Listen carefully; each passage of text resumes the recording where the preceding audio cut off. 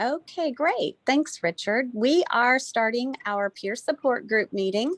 Our lunch and learn for today is going to be more of a standard peer support meeting where we're going to hear from anyone that would like to share some information about the Bluegrass Council of the Blind, the services and programs that we offer here.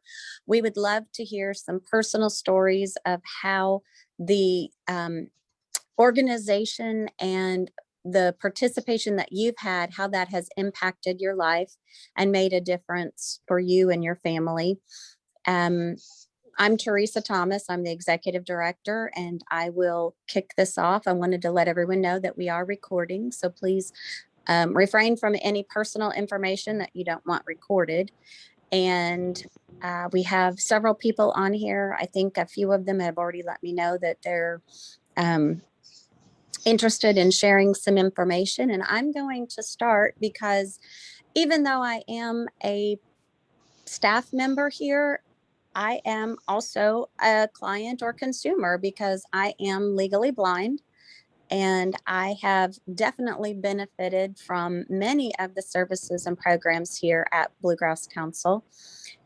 What I wanted to talk about today was more of the being involved and attending different meetings and getting involved not only on the local level, but the national level, and how that's made a difference for me. I continue to lose vision throughout the years. My vision has been declining due to a condition called Stargardt's, which is kind of like a macular degeneration. And I'm to the point now where I really struggle, especially in unfamiliar areas, places that I travel to that I don't know my way around. I don't know if there's going to be obstacles like steps, curbs, things like that. So I really got to the point where I need to use a white cane in some settings. I like to travel. I like to be independent. I usually do have a sighted person with me in most situations, but not always. And having a white cane and the training that goes along with that has really benefited me. And I would never have reached out and taken the first steps to get that training if it hadn't been for the encouragement of several people from the Bluegrass Council of the Blind. My first time of ever purchasing and using one was when I traveled to Dallas, Texas. I traveled to Las Vegas, Nevada for the American Council of the Blind and their conference. And I had a room by myself, and I traveled out there flying to Las Vegas on my own, getting a bus from the airport to the hotel, getting checked in. It was quite difficult without a white cane. People didn't realize that I was visually impaired. I did ask for assistance, and I learned about all of that from talking with others at Bluegrass Council of the Blind of kind of how to do the travel. But once I got there, navigating around was a bit difficult when I wasn't familiar with the setting. And so I went to the convention center, and they have, I forget what you call it, but it's where they have different vendors set up to display and sell different items. And the Missouri Council of the Blind was selling white canes. So I thought, this could really help me out in navigating and being more safe. And what really made a difference for me is that I was in a setting where I was surrounded by my peers. I was surrounded by people that had vision impairments and by sighted people that understood that we were there for a convention for people who are blind or visually impaired.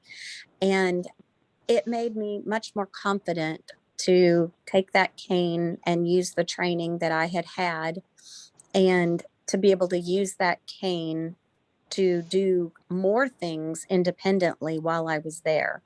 The first couple of days, I didn't venture out of my room more than just walking with someone else to a meeting. But once I had that cane, I decided to go ahead and venture out.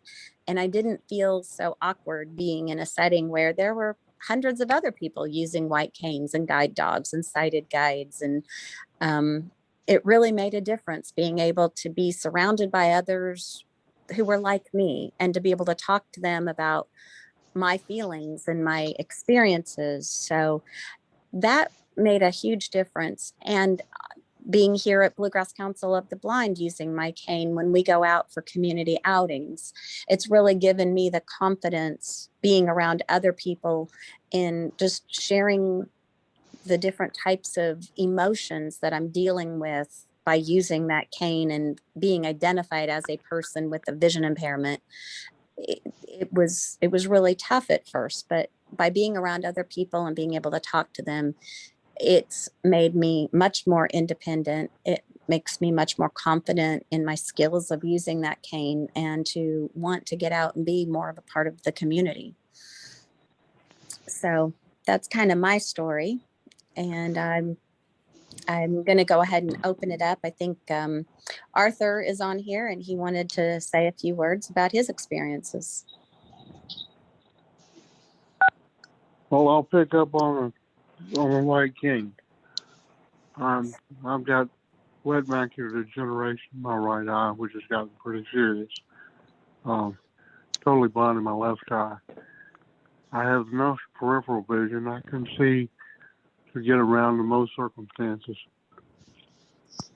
But curves and changes in elevation cause problems. I discovered I'm an attorney, and I moved around a lot downtown, and I discovered that I had a problem with people not being aware of my visual impairment. So with encouragement from others, and I got one and learned to use it. I use it not so much for myself, though I do find that useful, but as a visual aid for people to understand that I can't see them, or I can see shapes, I can see distances, I can't see any detail, and so that's one instance. My first meeting with the Council of Blind was one of these sessions or similar 2 or 3 or 4 years ago. Time gets away from me very quickly because I'm also old. But I was at that point just coming to grips with actually how serious my vision had become, and it has continued to decline. So one of the problems I had was putting toothpaste on a toothbrush. And I tried everything I could think of, but in one of these meetings, somebody suggested just squeeze the tube in your mouth. And as simple as that is, and as effective as it has been, it's something I never occurred to me. I've had great assistance from members of these meetings. I pick up more just in passing. If somebody makes some unimportant, or what they would probably think is unimportant, comment, as we were preparing to start the meeting, there were various comments about the usefulness of the Apple Watch and what it can do. And I don't have one. I've given some consideration to it.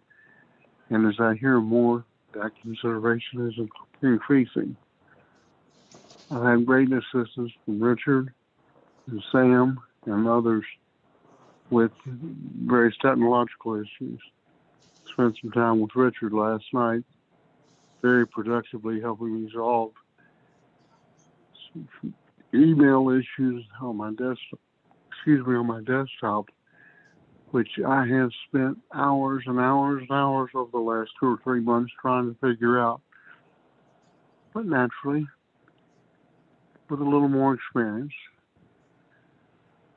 he solved it pretty doggone quickly. And I'm very appreciative of that. So I'm talked enough, but I'll probably add something else in along the way. I'm very, very appreciative of everything that everyone I've been associated with on the council and on the staff have performed. I'll also mention that I went to one of the Kentucky Council of Blind meetings in Louisville a couple of years ago and picked up a number of ideas there and got to know some of the staff people a little bit better during that trip. It's worth considering doing that. I haven't gone to the national level.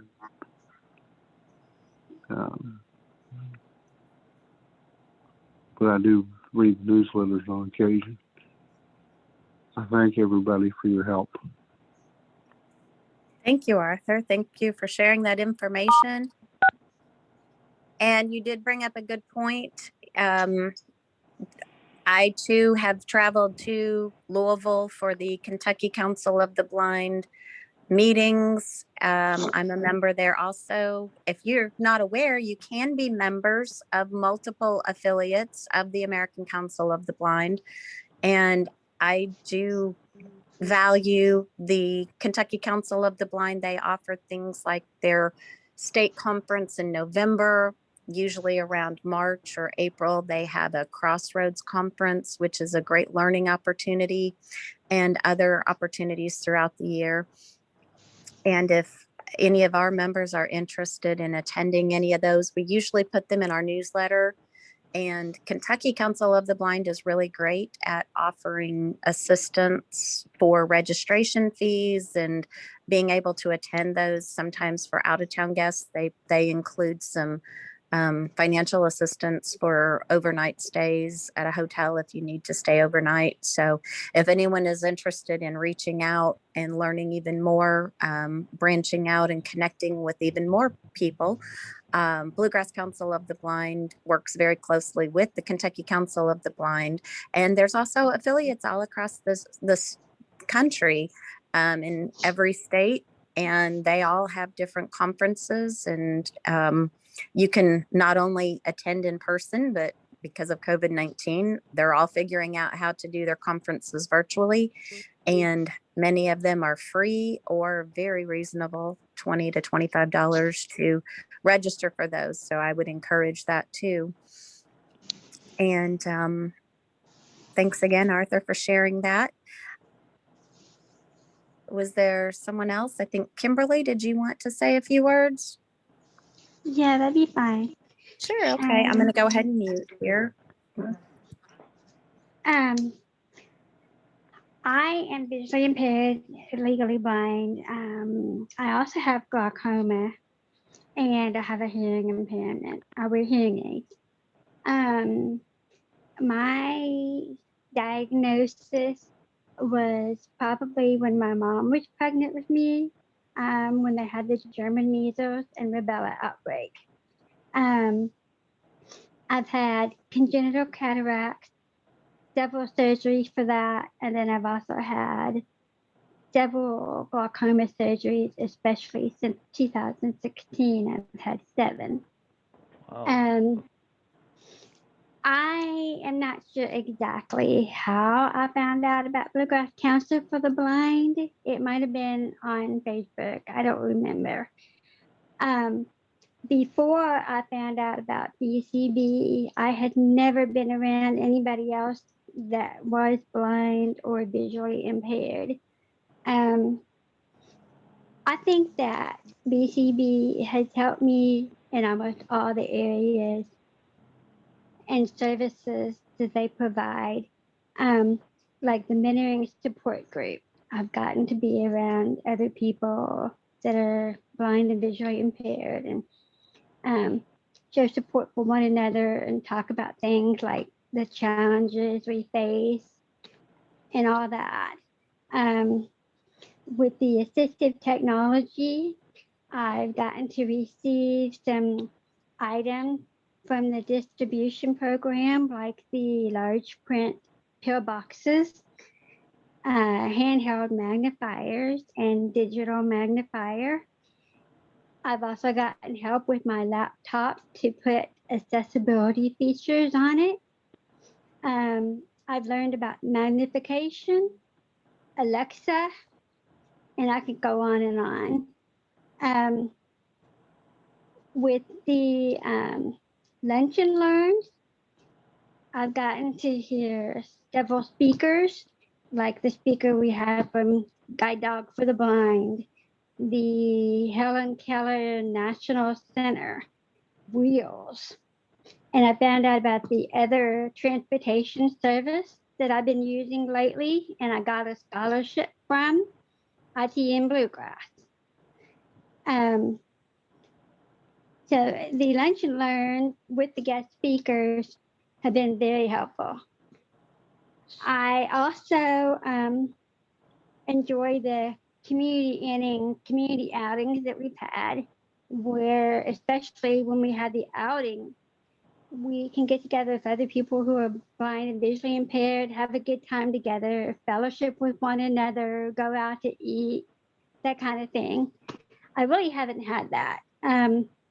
I really only have one maiden girlfriend that I hang around with from my church, and that's it. I've lost contact with all my grade school, high school friends. So I haven't really had anybody to hang out with. I know that if I'm dealing with situations like facing eye surgeries or anything like that, I know that I have people that I can go to now and talk to and get support from and in that area. Of course, I am a substitute teacher's aide for the schools. I just finished my 17th year. When I'm at the schools, I get help because I tell everybody I have a hearing and visual impairment. So they're all very helpful with me.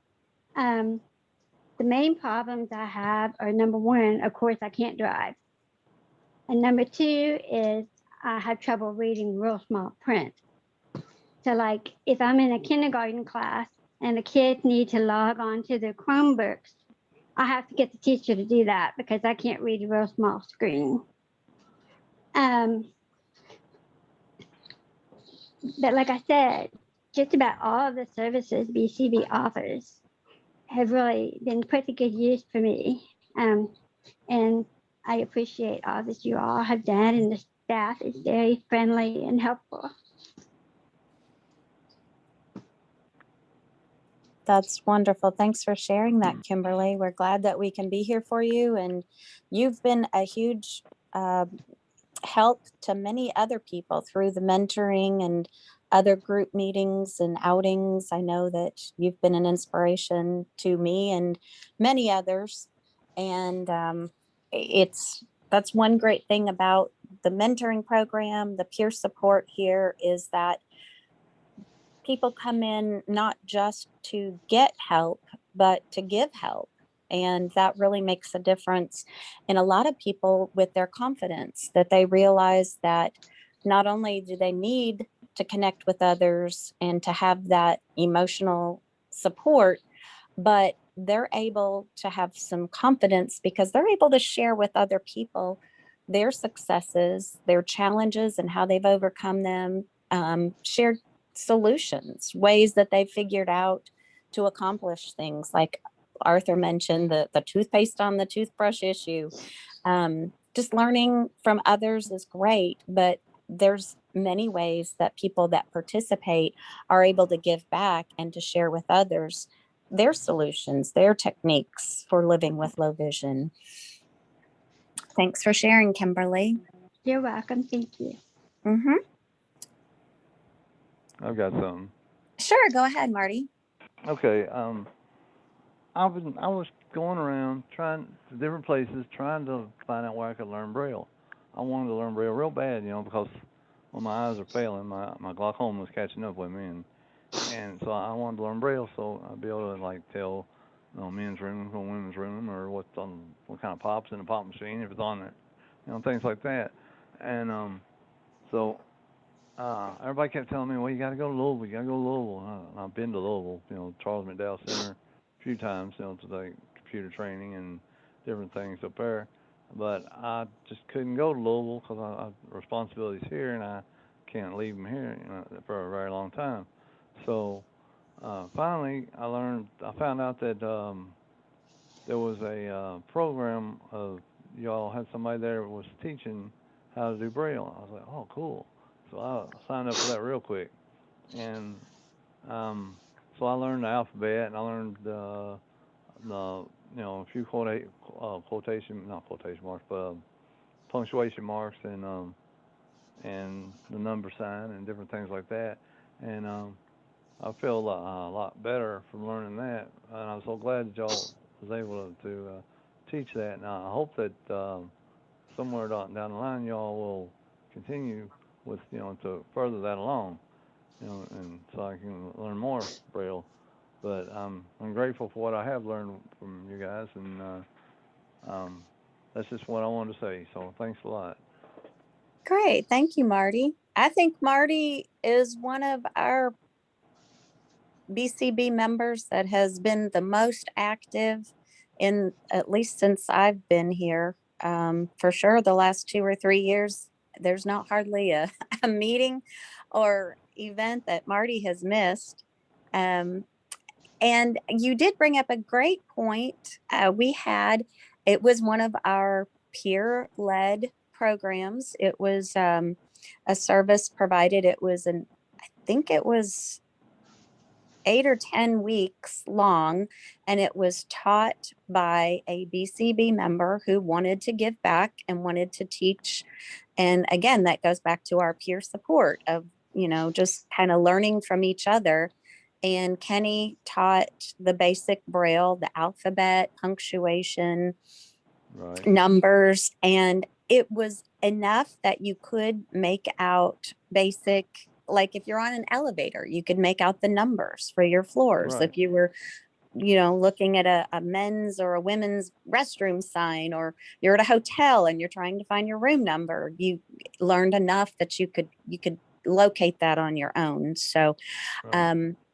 and this is a great opportunity for anyone here to share, like he did, the feedback on, what you want to see more of and what types of things we can offer that really help. And if there's some things that we're not doing now that we have been, or, things we're not providing. I did want to also mention that we're working currently with the University of Kentucky Teachers of the Visually Impaired program.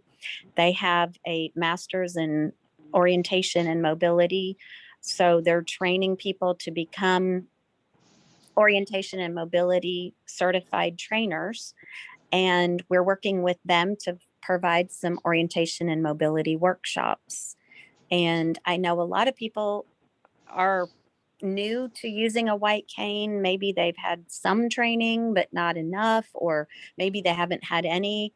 And there may even be people that are kind of sitting on the fence, like I was for so many years, of should I get a cane? Should I not get a cane? Should I go ahead and start getting some training? Am I ready for it? Do I want to do it? Is it going to be beneficial since I do still have some sight?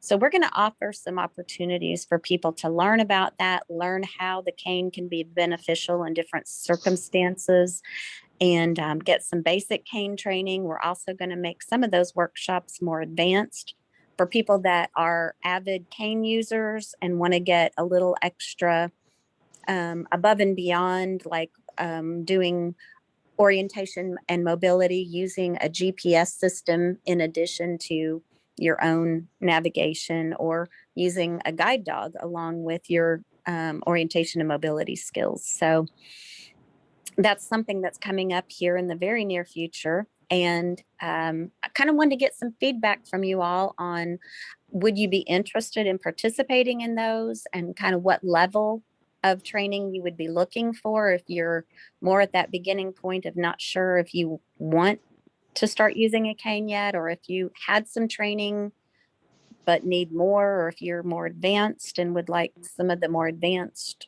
I have a orientation and question about mobility. that. Sure, go ahead. Well, if you got a guide dog, what do you need a cane for? Well, and that's a very good question. I had the same question, and I was told that even with a guide dog, you still often want to carry that cane for feedback that the dog can't give you. And that would be like you know, like when you're walking up to a curb to cross the street and there's those bumps, Oh, yeah. where it Or slopes steps. down and where it Yeah. slopes down and things. The dog's Right. not going to be able to give you that feedback, but that cane is. So a lot of people still carry that cane and they carry it for the steps to feel. That makes sense.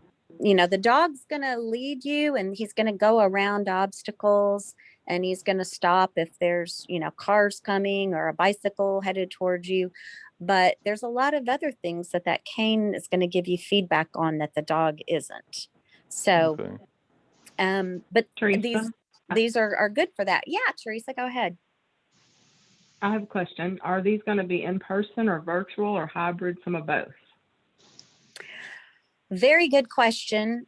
The first meeting is going to be a hybrid, and what that one's going to be, it's more of a question and answer session where people can just ask questions about what is orientation and mobility, what do people learn, what are these workshops going to offer, what level. That's going to be a hybrid meeting. It's going to be virtual on Zoom because our orientation and mobility specialists are going to be in different parts of Kentucky joining virtually, but we are here at Bluegrass Council of the Blind going to offer an in-person way to participate. I'm going to have the Zoom meeting on my iPhone and cast it to the Apple TV. So it'll be on the big screen TV in our conference room, and we will have people able to listen in and join here at BCB. That's going to be on July 8th from 7 to 8 p.m. Eastern time.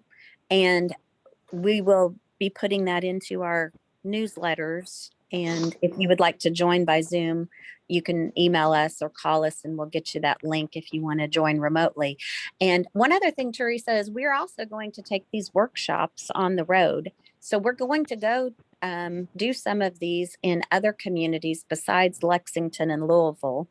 The first one is going to be here in Lexington on July 31st for an in-person, actually working with O&M specialists. And then after that, we're going to kind of gauge where we're going to go from there. We're going to do some in Louisville with the School for the Blind, and we can certainly do some in the Bowling Green area and That possibly would be great. Paducah and Eastern I know Kentucky. there's at least 5 people that I know that have been waiting over a year, myself included. I asked for training over a year ago, and they finally approved some hours, but now the gentleman who was teaching down here had foot surgery, and he's out till at least August. And then he's going to catch up everybody he's behind on. So that would be wonderful. I've heard that a lot, and that's why we're trying to get these Yeah. workshops going, is because it seems like there's a lot of people waiting for those services and haven't been able to get them. Was that Linda that was wanting to say something? I have Go a ahead. question. Mhm. Now, my daughter Kelly is a certified mobility instructor, and she, I don't think, has any contracts for the summer. And I was wondering, where could she go to see if they would want her to work for them? Well, this is the orientation and mobility workshops are a joint effort from the Office of Voc Rehab, Kentucky School for the Blind, Bluegrass Council of the Blind, and the UK Teachers of the Visually Impaired program. It is it's not employing anyone.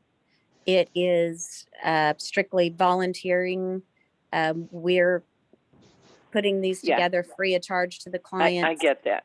Mm-hmm. So But if I think Teresa had said that she's been waiting for mobility instruction for a year.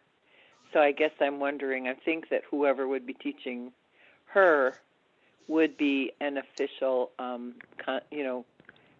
full-fledged mobility instructor, right, Teresa? oh yes, that's the Kentucky Office of Voc Rehab. Oh, Kentucky Yeah, office. he's contracted by them. Used to be Okay. Officer Blind.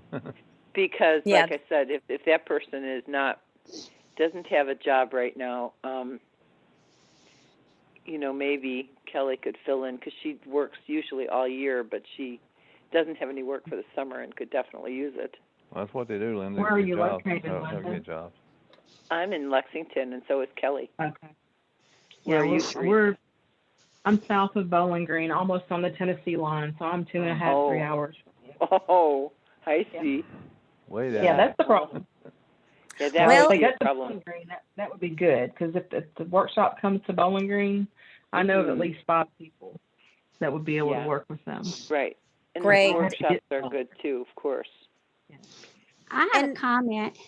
Sure, go ahead. I'm glad that you are going to do this because I have thought about getting a guide dog.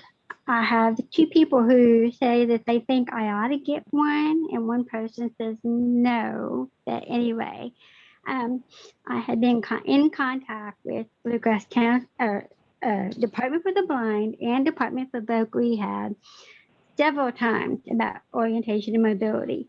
And they keep giving me the runaround and keep saying, we'll have this person get in contact with you or email you. And I never, ever get responses. So I They're am good for glad that. that you are finally doing something about this. Thank you. Yeah, Can I make a comment, Teresa? Or... Sure, go ahead, Linda. Hi, sir. Mm-hmm. There are schools there's leader dogs. You can contact schools on your own.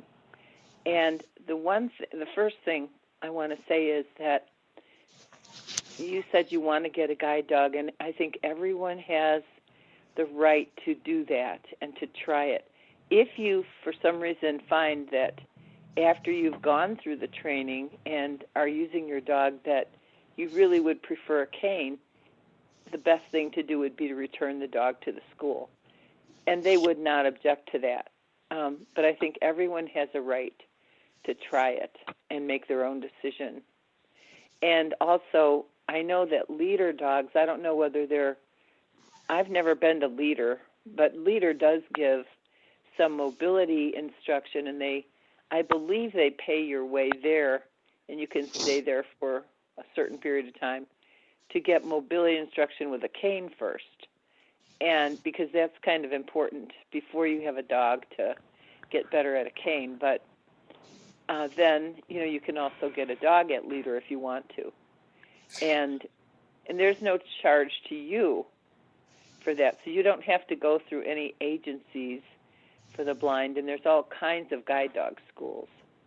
Yeah. Exactly. That's what I was getting ready to say is that I definitely leader dogs and the I think it's called Guide Dogs for the Blind out of California offer orientation and mobility training through their own type of workshops, and you apply for them just like you would apply for getting a dog. You complete their paperwork, and if you're approved, your transportation, travel there and stay, I think they're usually 1 to 2 weeks long, is covered by the school, and you can get very intense orientation and mobility training through those schools.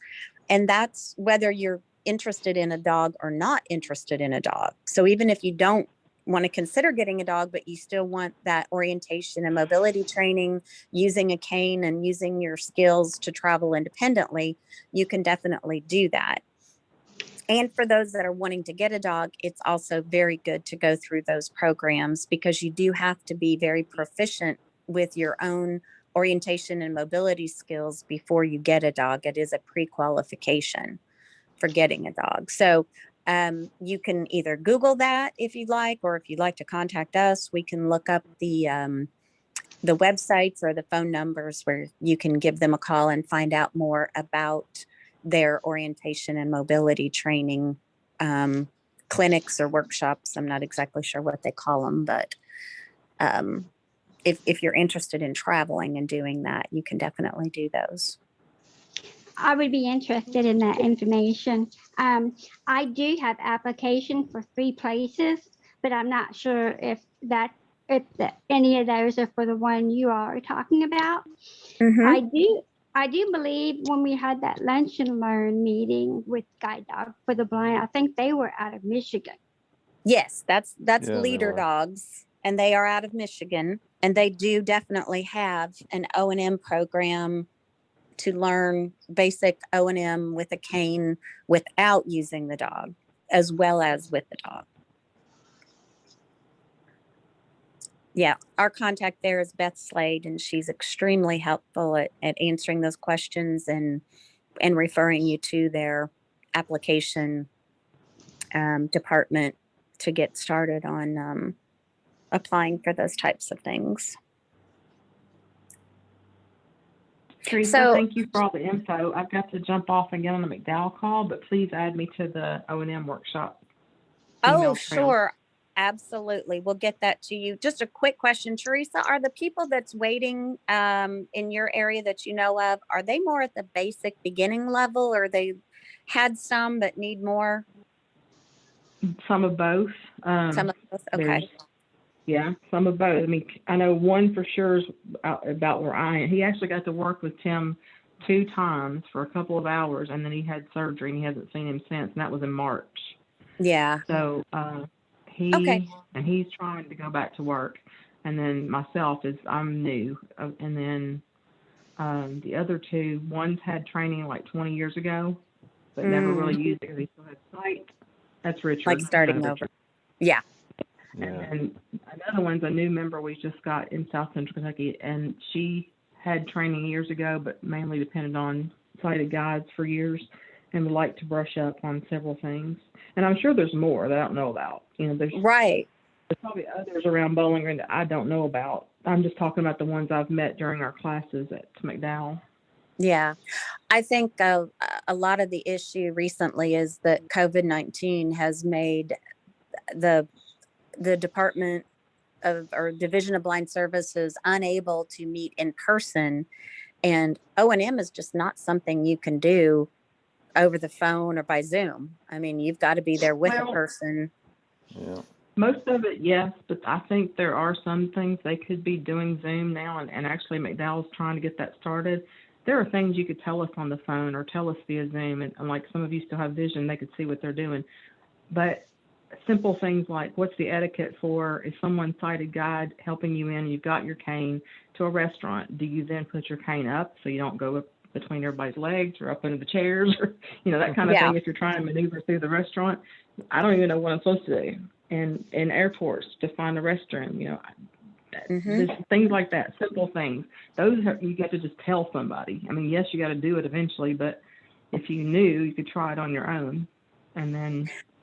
Well, you have a little- that's all really great points, and those are the kinds of things that we were talking about when we're designing these clinics, of having some Zoom meetings, like that first one, our question and answer session, where we can answer some of those questions. So you are correct.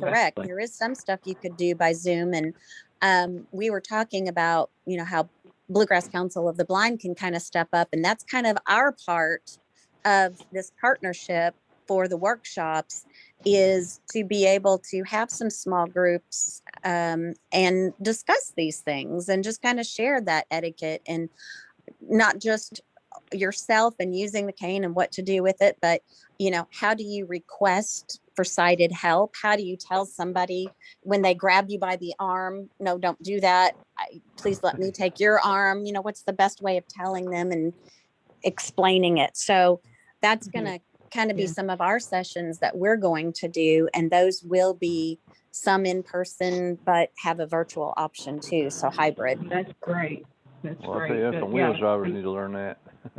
Yeah, and again, these workshops and clinics are also, we're going to design some of them to go to the professionals working with people with low to no vision, like Wheels Drivers and Lextran and TARC 3 and Louisville Metro, and Seems like they already know that. I mean, well- seems like they have to know that for their training, for the job. But some I of guess them not. get that training, and I think some of them are hired on so quickly that they don't get all of the training that they need, or they might be told briefly what to do, but they don't pay attention, or they Yeah. need some follow-up training and some people like us to come in and say, hey, we're going to remind you this is what you've been trained on, but apparently not everybody's doing it. So we're gonna do a class just to refreshen your memory and let you know these are things that are appropriate, these are things that are not appropriate, and take them also to offer them for like the technicians that work in the ophthalmologist and optometrist offices. The technicians are the ones that assist you back to your chair and Right. do the basics, and a lot of them just don't know, they haven't been trained. Right. And so that's some of the things that we're going to do and share this information with them. And when we do the workshops, we're offering for family members and caregivers to come along. So, if you're a senior and you have an adult child that you live with or takes you places and you want them to learn about being a sighted guide, you have a spouse. If you're a student and you have parents and siblings that you want to come along and learn how to be a sighted guide and ways to assist that person with orientation and mobility, we're going to have breakout sessions for those people as well. So That'd be great. That's a good idea. It's a really good idea. I looked for Yeah, that it when is. I first looked at this and couldn't find that anywhere.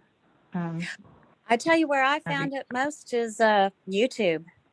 I found some Yeah. really good videos on YouTube for sighted guide techniques. And it was, I sat down with my husband and watched them. And there were things that I didn't even know to tell people about, like going through doorways. And for many years, it wasn't until really this year that I started asking him to tell me as we go through a doorway, is it a pull or a push? And is it Right. opening to the left or is And it opening to the right? Because there's clear doors on a sunny day, those glass Right. doors. and then I there's have no idea if I then should there's reach up with my left hand or my right hand to hold the door open as I pass through. and then there's a double set of doors. You get Yeah. through that one. Yeah, another set. Yeah, one opens Yeah, to you, one pushes, one pulls, one's the left, one's the Mhm. right. It's confusing, and Yeah, it when is. you can't see it, it's Good. helpful to know. I've got to run. Good to talk to all y'all. Thank you. You too. Thanks for joining us, Take care, Teresa. Teresa. Yeah, I've got class or I wouldn't run off. Sorry. Bye. I understand, no problem. Right. Teresa, may I make a comment? This is Chris. Yeah, Chris, go ahead. Yeah. I am so happy to hear what you're saying about workshops for the mobility and orientation and also the Braille, because I think it's very important for some of that stuff. I'm thrilled to hear that some of that stuff is going to be done on this kind of the, so to speak, local area of the Bluegrass Council, so that it's in that environment of the kind of community that we're building up and trying to maintain, of people that we feel safe with and so forth. Mm-hmm. Because it's one thing to say, oh yeah, you can go to Louisville for this. Oh yeah, you can go to them. Oh yeah, you can go to them. You can do this. You can do that over there. But that's very difficult to, it's going to take years probably before Mhm. I'm going to be willing to do something like that. But I am certainly going to be at a Bluegrass Council for the Blind seminars or workshops on these things. Absolutely. Awesome. And that's something too, when we were discussing these, we were talking about where to host them to get started, if it would be here at our location or if they would be at UK campus or if we would start in Louisville at the School for the Blind. And because we are actually starting with a more advanced class, it's really geared more towards people that that are somewhat proficient with a cane and getting advanced learning. And that's primarily because we do have the Kentucky School for the Blind involved. And for them to be involved, it has to be geared towards youth of school age. So 13 to 20-year-old students is kind of what we're gearing it, the first one towards. So KSB can be involved, but they're going to have that at UK. But for the basic learning, the question and answer sessions, and the next workshop for, basics of getting started, it is going to be here at our location. And that was for that very reason, where people are familiar coming, they know the environment, they feel comfortable navigating here, even though they're not comfortable navigating in new places. And they understand that, we understand that, and it's a great place because, like you said, we've built a community here of support where we are familiar with our peers and comfortable in this environment and around those people to be able to open up and learn new things. And we're in an environment where we can build our confidence in a place where we feel safe, so we can gain those skills to venture out and kind of expand our horizons. I have Where's a it going to be question. at UK? Sorry. Go ahead. No, it's Okay, okay. I'll answer his question, then we'll go to Kimberly. Okay. At UK, it's going to be in the educational building. I don't know UK campus really well. Is that I have Whitehall? been there. No, I don't think it's Whitehall. I think it's the name of the building is some kind of education building, but I will know more. Trying to place it. I went to school over there. I should know where it's at. I wish I could tell you more, but It's in Patterson. I don't know. Kimberly, you had a Okay. question or comment? Yeah, I've been taking notes on the meetings now, so I just wanted to make sure I had a couple of things correct. The date on July 8th from 7 to 8 is just the question and answer one, right? Yes, it's an informational session to learn about orientation and mobility in general, and to learn about what types of things we're going to be offering in the workshops. And then what is the other one you were mentioning? I think July 31st. Yes, What was that one? that one is July 31st, and I have a tentative agenda, and the first half of the day they'll start with an hour lecture on using a cane and orientation and mobility skills, working with a guide dog. And then the second hour will be actually getting out and working one-on-one with a trainer and working on some of those skills that they talked about. And then we'll have lunch. And then the second half of the day is on using your orientation and mobility skills along with a GPS, whether it be an app like WeWalk or iMaps or neighborhood. No, what is it? Nearby Explorer. I'm not sure which one. I think we're going to have someone from Leader Dogs come down and do the GPS navigation seminar, and then so they'll do another hour seminar talking about it, and then actually going out for an hour and navigating using the GPS and practice with it. And then from 2 to 3 p.m. would be a breakout session for sighted guide training for family members, caregivers, and for the actual person who is blind or visually impaired to join in if they would like to listen and learn about sighted guide techniques. Well, if somebody doesn't have a guide dog and they don't have a cane like me, I don't have either. Can anybody attend that, or would you rather somebody that has a guide dog or a cane be there? I mean, would I need to get a cane if I wanted to attend? That's a really good question that I don't have the answer to. We haven't gotten quite that far in the planning and understanding. That's more of a question that I would have to ask the TVI people that are the O&M specialists that are putting this on. So let me find that out, and I will get that information into our newsletter. because I'm not certain I'm clear on I that would think for those. Okay. I know Kelly has a whole bunch of canes, and so I would think that they would have them too, and be able to fit the cane to your height and so forth. Unfortunately, in this setting, they don't. And we Oh. at Bluegrass Council have ordered 20 canes in a variety of lengths. Now, they would be able to take our canes and see if there is one that would work for you, and we would be able to provide that through our distribution program. That's what we Yeah, got I'd the be canes for. interested. But the program itself, the TVIs, this is kind of fulfilling multiple needs in our community. Not only is it providing some extra O&M training for people who need it, it's also providing practicum hours for the TVI students that are learning O&M as part of their instructional program. They are coming out and working with individuals under a certified O&M.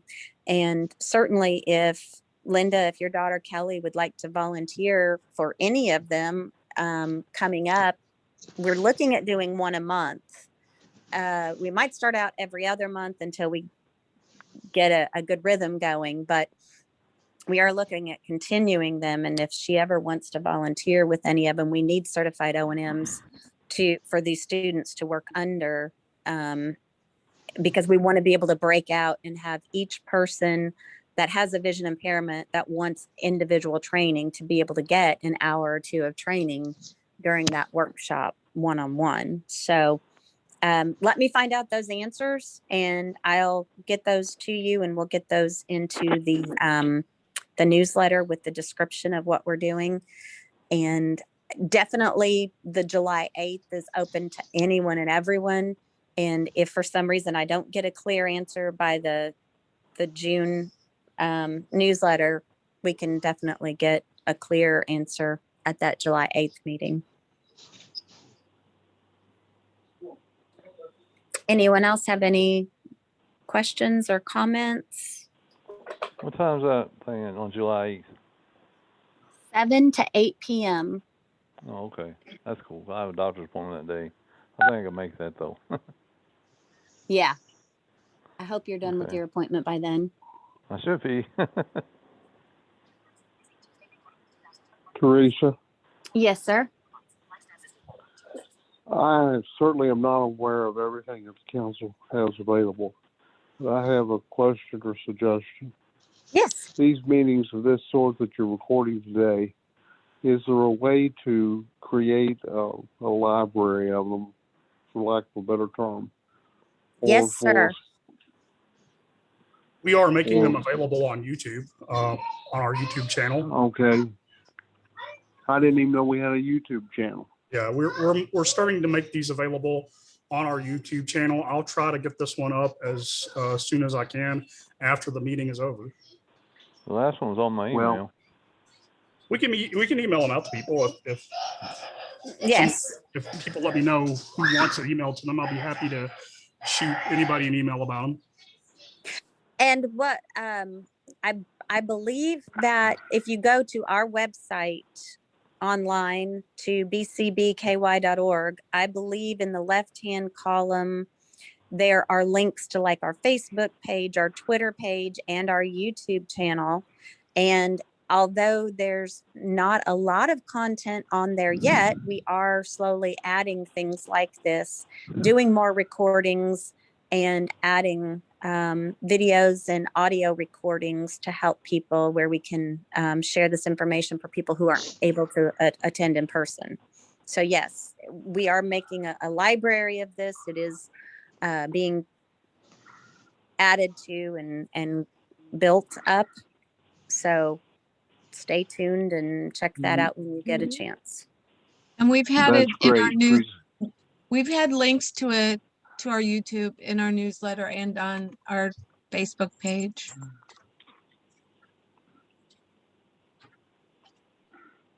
I learn slowly sometimes. Well, we're doing what we can to try to get more information in the hands of more people. And I know Susan McDaniel's been working really hard at keeping a lot of this information on our Facebook page, some Twitter posts, and being able to reach. And I do believe, Kimberly, you made a comment earlier about how you found out about us, and I'm pretty certain you found us on Facebook, because I think I was the one that replied to your first inquiry. You messaged us through Facebook Messenger. Yeah, I'm pretty sure that's what I did. Yeah. So we're just after the 2:00 hour, so we're going to go ahead and wrap up here. Did anyone have anything else that they wanted to say or comment before we close the meeting? I wanted to mention, you wanted to mention about the new food distribution option on the menu for the phone automation system? Yes, thank you. Yes, Oh, I do yeah. have a couple of announcements. This afternoon, we will be delivering the food distribution for May. And along with that, we had some comments from individuals receiving items that they live alone and they weren't really sure what they were getting in their delivery. So what we've done is we have put a recording on our answering service. So many of you know we have the automated system that answers the phone, and you can press 0 to talk to a staff member. Different staff have extensions, and now currently at extension 1, if you press 1, then you're going to get a recording of the items that are included in the food distribution. So Right. if you have a box of something and you don't know what it is, if you listen to that list, you should be able to identify from the list of products what it is. And if there are moving forward, so in this distribution, we only have one canned good and it's pears. But if in the future, like last month, we had chicken noodle soup and we had vegetable beef soup. So what we would do moving forward is we would put a piece of tape on one of them and not on the other. And then on the recording, we would say the canned good with the tape on top is vegetable beef soup, and the canned good without the tape would be chicken noodle soup. And that way you're going to know what those items are that you have in your distribution. Hey, Marty, if you ever want to know what's in there, just, you can keep calling me and talk to a live person and not have to listen to the recording too. Well, I mean, it don't matter as long as I figure out what it is. Yes, mean, there's it always seems that so- option too. David Yeah. is our loyal phone answerer anymore since he's Yeah. been here David usually tells me through what COVID. the things are. But yeah, Marty used to call me. He'd call every month right after he got his food. So every afternoon, before I left, it was go over the food with Marty. Yeah. That's What's great. this, David?